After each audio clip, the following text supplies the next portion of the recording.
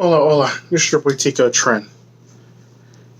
And I'm going to clear up a big, humongous misconception when it comes to differentiating millennials from Gen Xers or latchkey kids. Here's the thing, because they always try to lump a good group of people in it.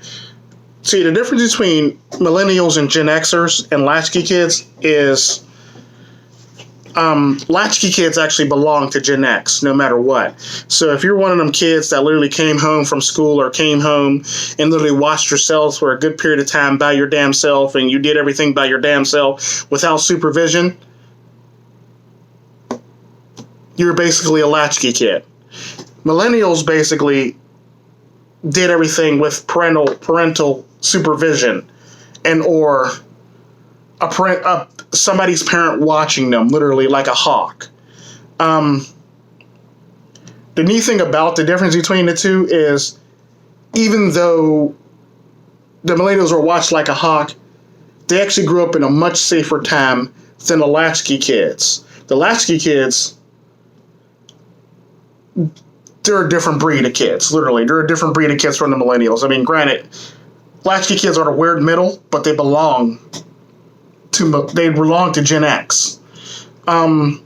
Because latchkey kids basically watched themselves. They had fun by themselves. They had a curfew that they had to be home. If you're black and you grew up in a black neighborhood, it was literally I guess what they would call first street light. Come home by first street light. If you ain't home at the time that street light comes on, or before dark, as your mom would say, or the first street light came on, you was getting your ass beat when you got to the door. It's that fucking simple. Yeah, so that's the fundamental difference between millennials. Millennials actually had their parents there coddling them and watching them like hawks, literally. I guess you would call them millennials are pretty much had the helicopter parents, basically. So if most millennials had helicopter parents, whereas latchkey kids grew up with free range parents. The free range parent, basically. Gen X in general pretty much grew up with free range parents. I mean, granted, you may have strict parents when you got home, but they weren't literally walking you to school, or you literally walked to school by yourself. You went to school, you did everything. You went to the bus stop by yourself. You went to school by yourself. Let you be walking or busing or whatever the hell you were doing, or catching the bus to go to school. The best thing about latchkey kids is a lot of people think they're millennials, but latchkey kids actually were the first group of people to one of the first groups of people to actually catch the bus by themselves. Here's a good example of that. Especially in the hood, if you caught public transportation by yourself when you were at the age of 6 to about 9, you're a latchkey kid. You're definitely a latchkey kid. You're fucking Gen X, basically.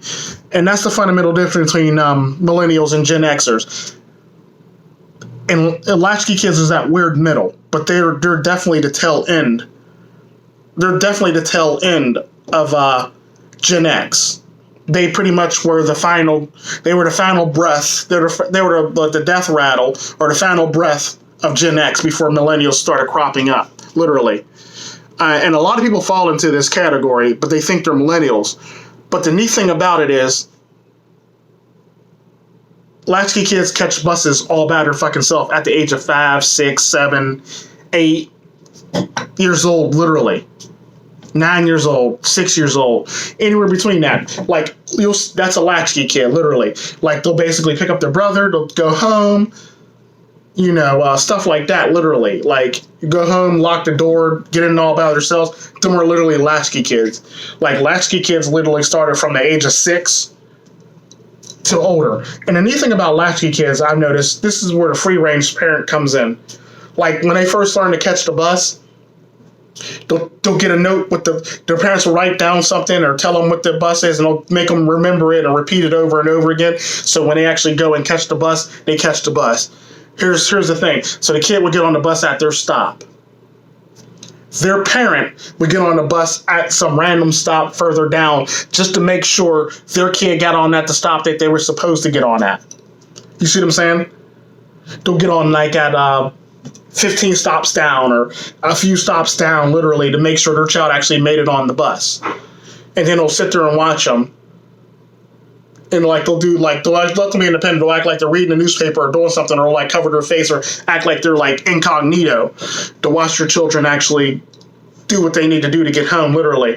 And they'll literally like watch their child get off the bus and walk in the house, or watch their movement, like see if they walk straight in the house and go upstairs. Then that parent would actually get off stops after the child. You see what I'm saying? They would literally get off stops after the child. Another good thing about that is, about latchkey kids, is another thing that parents will do is, if your parent doesn't have time to come pick you up, you'll get on the bus at the stop that you need to get on at.